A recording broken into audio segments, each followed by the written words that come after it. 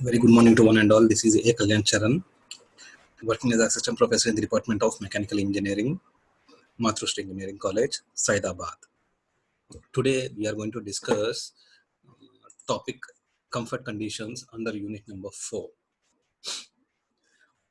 The following are the contents which I am going to discuss in the following PPT. First, introduction. Second, the thermal exchanges of body with the environment. Third, the physiological hazards resulting from the heat. Fourth, the factors affecting the human comfort. Fifth one, factors affecting optimum effective temperature. These are the 5 points which we are going to discuss under this PPT. First, coming to the introduction. Strictly speaking, human comfort depends upon psychological and physiological condition.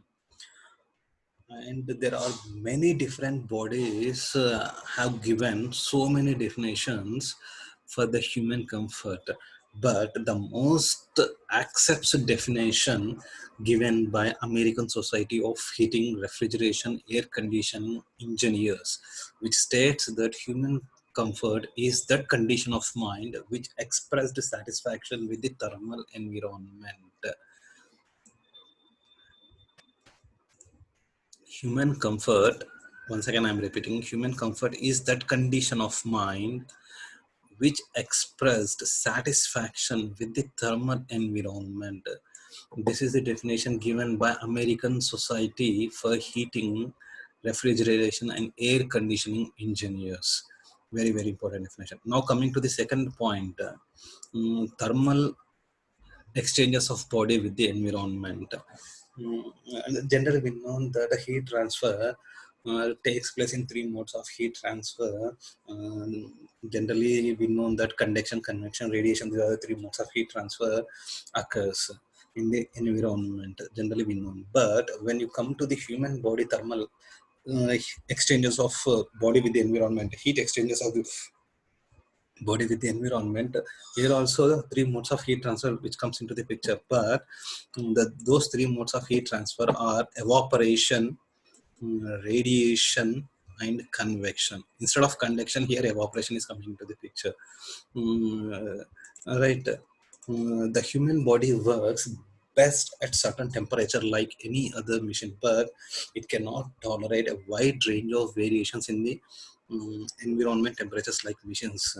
The human body maintains its thermal equilibrium with the environment by means of 3 modes of heat transfer, that is evaporation, radiation and convection.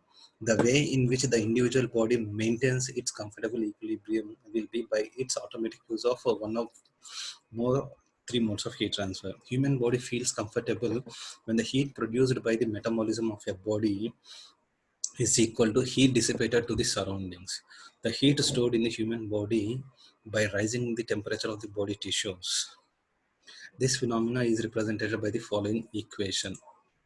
This is the following equation. You need to remember, very, very important one. Qm minus W is equal to QE plus or minus QR plus or minus QC plus or minus QS. Qm is nothing but metabolic heat produced within the body. W is nothing but a useful rate of working. Q is nothing but heat lost by evaporation. QR is nothing but heat lost or gained by the radiation. Heat lost or gained by convection is nothing but QC. QS is nothing but heat stored in the body. Next, we will discuss each and every term of this equation in the coming slides. First one, it may be noted that metabolic heat, that is metabolic heat produced depends upon the rate at which the food energy consumption in the body. For a weak, sick, or a fasting man will have less metabolic heat produced. Second, come to the heat lost by evaporation. In this case, always the Q will be considered positive when heat lost to the surroundings. Q will be considered negative when heat gained by the body. Now coming to the point, heat lost by evaporation is always positive because heat is lost from the body. It depends upon the heat loss depends upon vapor pressure difference between the skin surface as well as surrounding air. Means the vapor pressure difference between skin surface and well as surrounding air, heat loss by evaporation, it depends completely on this. If you observe the formula, generalized formula, QE can be written as CD into A into PS minus PV HFG CC, where CD is nothing but diffusion coefficient, A is nothing but skin surface area. Normally, a normal person, we are considering generally 1.8 meters square. PS is nothing but a vapor pressure corresponding to the skin temperature. PV is nothing but vapor pressure corresponding to the air. HFG is nothing but latent heat of vaporization, that is sweat, 2450 kilojoules per kg Kelvin. CC is nothing but a factor which affects for clothing warm. QE becomes zero when PS is equal to PV. That is when the surrounding air temperature is equal to skin temperature. When air has become a saturated state, and QE will never be negative because QE will never be negative because PS, as PS is less than PV, the skin will not absorb moisture from the surrounding air as it is in saturated state. The only way of equalizing the pressure difference is by increasing PS to PV.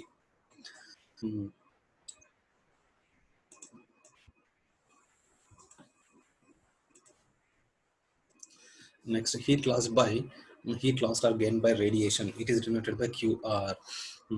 From the body to the surroundings, the heat loss or gain depends upon mean radiant temperature. It is the average surface temperature of the surrounding objects which are properly weighted and varies from place to place inside the room. When the mean radiant temperature is lower than the dry bulb temperature of air in the room, QR is positive, the body will undergo the radiant heat loss. On the other hand, if the radiant temperature is higher than the dry bulb temperature of the air in the room, QR is negative, the body will undergo the radiant heat gain. Next, coming to the heat loss by convection, QC. Heat loss by convection or heat gain by the convection, QC, there is generalized formula. QC can be written as UA into TV minus TS, where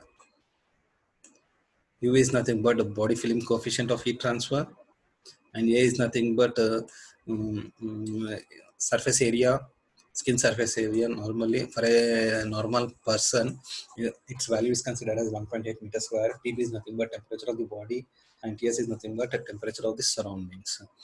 Mm, and when the temperature of the surroundings TS is higher than the temperature of the body, QC will be negative, means the heat will be gained by the body. On the other hand, if the temperature of the surrounding is lower than the temperature of the body, QC will be positive, the heat will be lost by the body. Since the body filling coefficient of heat transfer increases with the increase in the velocity, therefore higher air velocities will produce uncomfort when TS is higher than TB. Higher air velocities are recommended when TS is lower than TC.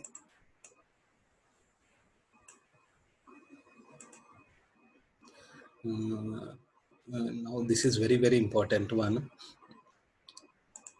When QE comma QR and QC are high and positive, remember the first equation which we have discussed, Q minus W, that equation. If QE, QR and QC are high and positive, and the sum of QE, QR, QC is greater than QM minus W, then the heat stored in the body QS will be negative. That is, the body temperature falls. The body temperature falls down. Thus, the sick, weak, old, fasting man feels more cold. On the other hand, if the man gets fever, when the high internal body activities increases QM, such an extent the QS becomes positive for a given values of QE, QR, and QC. The heat stored in the body has a maximum and minimum limits, which when exceeds brings death. The usual body temperature for normal man is 37 degrees centigrade. In that case, QS will be equal to zero. Heat stored inside the body is zero. the temperature of the body falls below 36.5 degrees centigrade and exceeds 40.5 degrees centigrade is dangerous. There is some kind of thermostatic control mechanism called vasometer control mechanism in the human body, which maintains the temperature of the body always at normal level of 37 degrees centigrade by regulating the blood supply to the skin. When the temperature of the body falls, the vasomotor control decreases the circulation of the blood, which decreases the conductivity of nerve cells and other tissues between the skin and inner body cells. This allows the skin temperature to fall, but always maintains higher temperature inside the body cells beneath. When the temperature of the body rises, then the vasomotor control increases the blood circulation, which increases the conductivity of the tissues and hence allows the less temperature drop between the skin and inner body cells. Mm, the human body feels comfortable when there is no change in the body temperature. That is, Qs is equal to 0. When there is no change in the temperature, the heat stored inside the body will be 0. Any variation in the body temperature acts stresses to the brain, which ultimately results in either perspiration or shivering.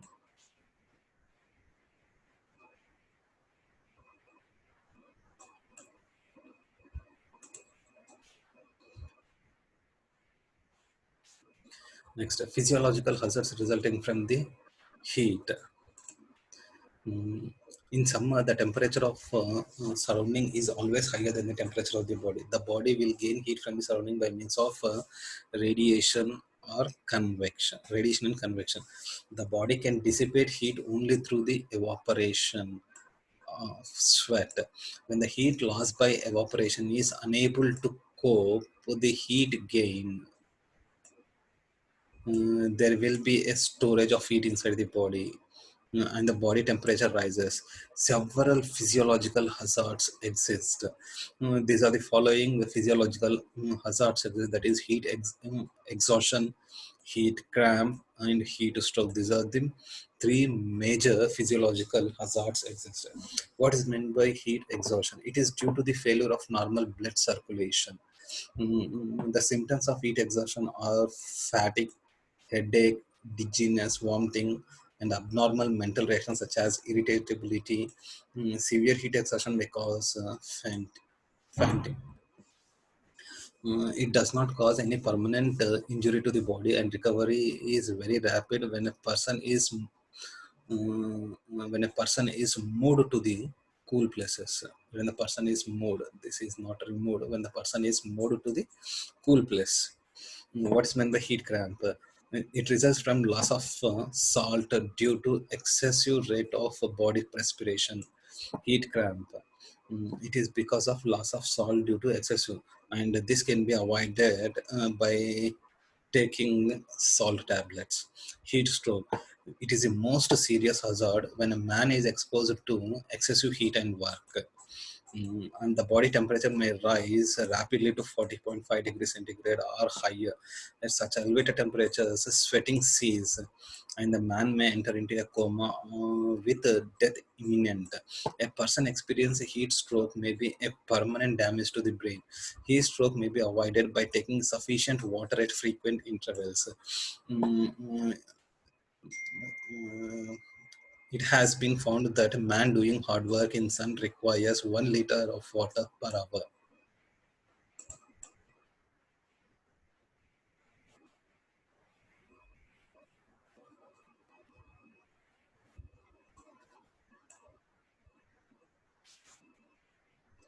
Next, factors affecting human comfort.